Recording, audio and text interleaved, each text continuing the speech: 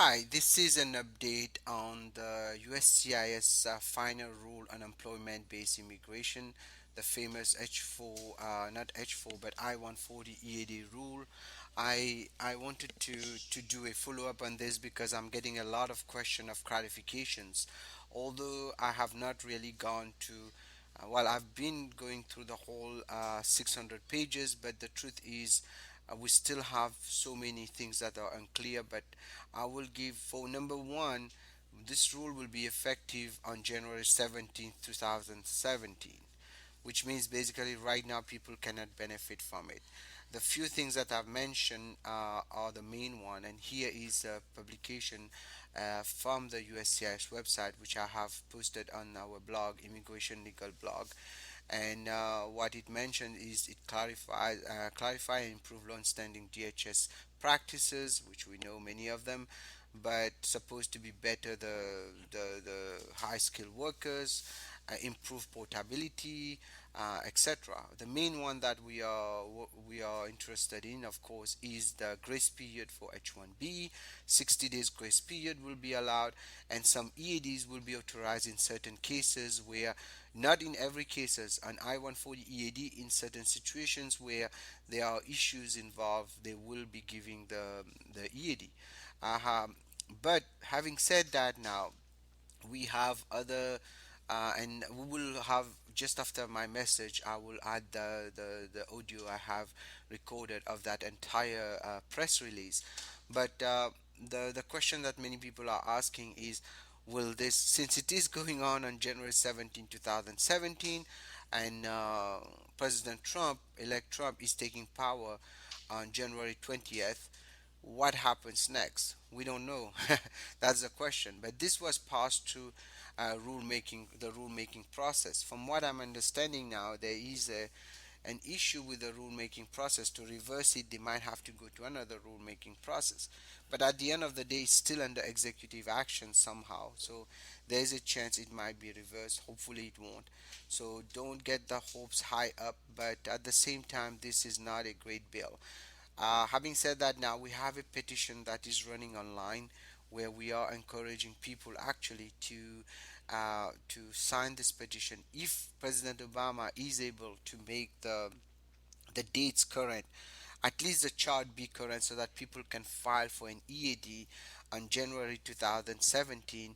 Guess what? All those people hanging there might be saved, at least with all the headache that we are seeing here trying to fix all this problem. So we call on the president to help us, since he's still the president and this is his last chance basically of doing something more different than anything else.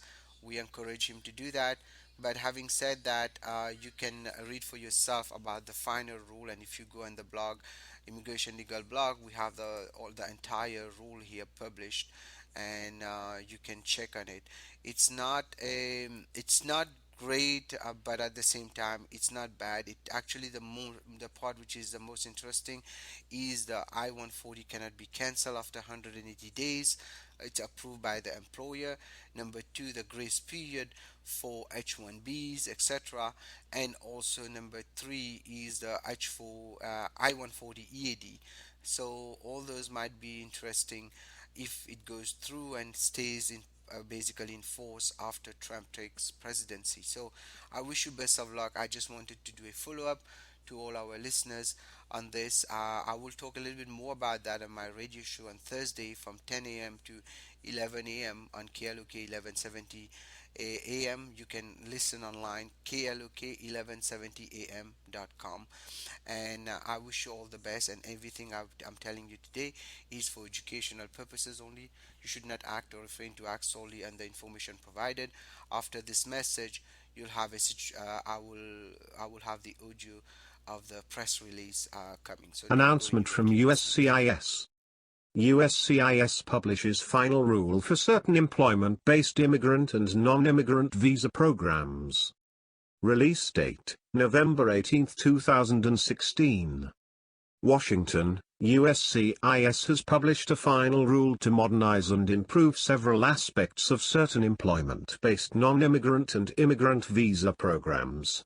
USCIS has also amended regulations to better enable U.S. employers to hire and retain certain foreign workers who are beneficiaries of approved employment-based immigrant visa petitions and are waiting to become lawful permanent residents. This rule goes into effect on January 17, 2017. Among other things, DHS is amending its regulations to clarify and improve long-standing DHS policies and practices implementing sections of the American Competitiveness in the 21st Century Act and the American Competitiveness and Workforce Improvement Act related to certain foreign workers, which will enhance USCIS consistency in adjudication. Better enable U.S. employers to employ and retain high-skilled workers who are beneficiaries of approved employment-based immigrant visa petitions, Form I-140 petitions, while also providing stability and job flexibility to these workers. The rule increases the ability of these workers to further their careers by accepting promotions, changing positions with current employers, changing employers and pursuing other employment opportunities. Improved job portability for certain beneficiaries of approved Form I-140 petitions by maintaining a petition's validity under certain circumstances despite an employer's withdrawal of the approved petition or the termination of the employer's business.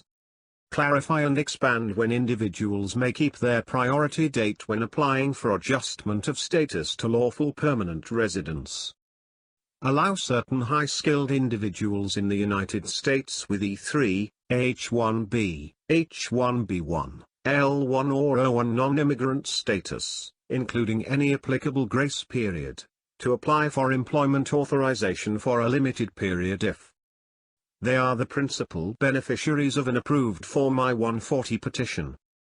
An immigrant visa is not authorized for issuance for their priority date, and they can demonstrate compelling circumstances exist that justify DHS issuing an employment authorization document in its discretion. Such employment authorization may only be renewed in limited circumstances and only in one-year increments. Clarify various policies and procedures related to the adjudication of H-1B petitions, including, among other things, providing H-1B status beyond the 6-year authorized period of admission, determining cap exemptions and counting workers under the H-1B cap, H-1B portability, licensure requirements and protections for whistleblowers. Establish 2 grace periods of up to 10 days for individuals in the E1, E2, E3, L1, and TN non-immigrant classifications to provide a reasonable amount of time for these individuals to prepare to begin employment in the country and to depart the United States or take other actions to extend, change, or otherwise maintain lawful status.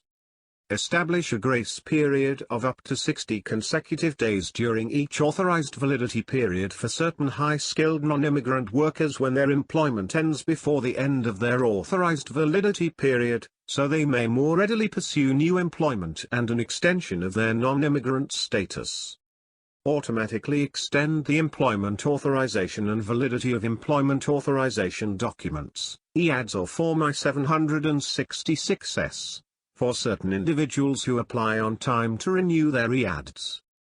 Eliminate the regulatory provision that requires USCIS to adjudicate the Form I-765, application for employment authorization, within 90 days of filing and that authorizes interim EADS in cases where such adjudications are not conducted within the 90-day time frame. The content provided does not constitute legal advice. Information is purely educational. You should not act or refrain to act solely on the information provided.